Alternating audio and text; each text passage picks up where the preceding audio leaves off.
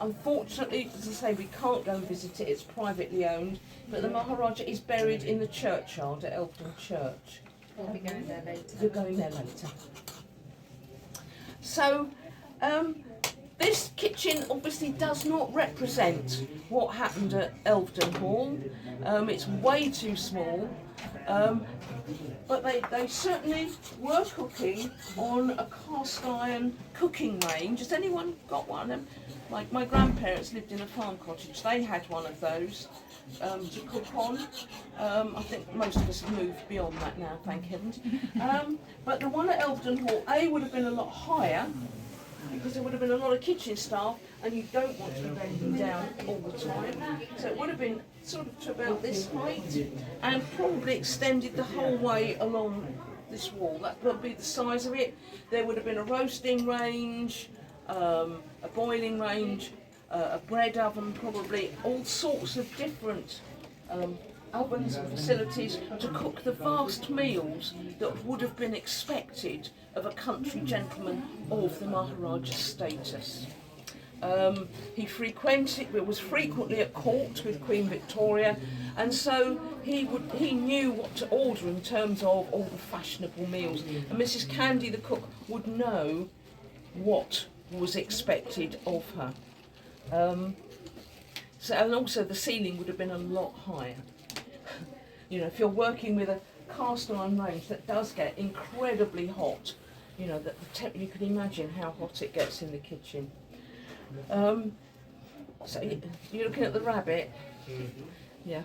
The gentleman who that's a model of lived here 120 years ago, and the family were involved with the rabbits out on what we call Breckland, which is the big sandy area. So that's why he's down there making rabbit traps, and he's a copy, and there's a picture of him over there on the wall. All right, so that's why he's here, and that's why we've got a very long dead rabbit on the wall. All right. Would the cook have to have had many staff? Yes. What would have been like 20, 30? No, not that many. Probably only about five or six. Because literally too many cooks spoil the bread. She would have had an experienced household, not like a house like this where they might have had one maid servant. You would have only got employment in a house like Elveden Hall if you were already quite experienced. Even the lowest servants, like the scullery maid, would have worked elsewhere first. So, you know, she would have known what her job was. So when people like the Prince came to stay, usually ladies came too, and very often they brought a member of their kitchen staff with them. So for the big shooting parties, the number of kitchen staff would have increased, but by people who knew what their particular master and mistress liked to eat. So everybody got something they could eat at the dinner table. You know, in the vast array of dishes that would have been served, there was something for everybody. Yeah. Wouldn't have just been like a set menu. No. No. No. That was starting to come in. The 1880s, I mean, I can go on for ages about how you served it, but they were eating à la française, which is where you put every dish on the table, sweets included, and everybody helped themselves as they liked.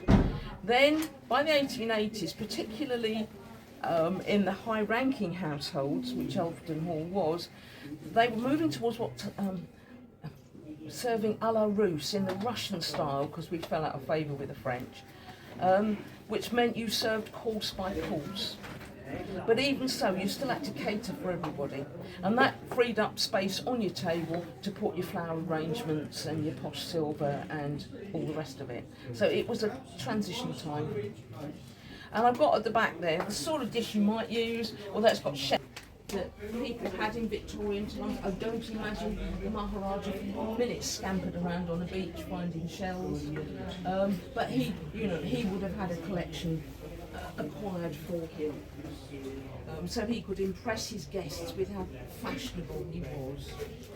You know, stuffed animals and birds and all sorts of things. महाराजा के नौकर सी के जिन्होंने photo है most of us would find quite हुकम सिंह ते Aroor Singh popular then. Do we know what sort of ਇੱਧਰ ਇਹ ਵੀ I think he had a pretty wide-ranging palette. Now, I'm not sure whether any of the menus survived. Unfortunately, it was then sold off. And it was bought by the Guinness family, who still own it today. You know, the Guinness of the Guinness drink. Oh yeah, yeah. And it seems almost none of the paperwork survived, which is a real shame. But we can imagine, as he was eating regularly at court, that he enjoyed a similar menu. But I think we can be fairly confident that he would have been very familiar with the contents of the spice tin. Because every kitchen in any household that was any household would have had spices. Because to serve a curried or a spiced dish at the dinner table, again, was really fashionable in the second half of the Victorian period, sort of 1860-70 up to the 1900. Of course, in 1875, Queen Victoria was made Empress of India. Mostly so that when she met with her daughter, who was also an empress in Europe, she could continue to outrank her daughter. If she hadn't been made an empress, her daughter would have been given preference. Victorians were so into where you were. And so Disraeli, or the Earl of Beaconsfield, who was the Prime Minister, created her the Empress of India so she could continue to outrank her daughter. Oh, anyway. Family feuds. But as I say, I'm not going to go through all the spices. You're probably all very familiar with them. But you know, a spiced dish was always served at dinner, and you could choose whether to have it or not. But I would lay odds, because the Maharaja spent most of his young years still in India, that he was quite used to a spiced dish. And of course, again, that was a sign of wealth and importance, because spices were so expensive. Not like today when you can fly things over in a matter of hours. These have got to come by boat for at least several weeks, 6 weeks, 6 to 8 weeks. So by the time they were expensive. So you could only afford these, you know, if you had wealth. So, you know, they might have had some pepper, probably some salt in this cottage, but not much else. Certainly nothing like this. So does that mean like it was only if you were like really rich that you even knew what a mango looked like? Or like a normal I'm not person sure in wouldn't the know? 1880s anybody would have known what a mango looked like. Bear in mind, again, the ships are going to take 6 weeks to get here. Not sure the mango is going to look too appealing by the time it gets here.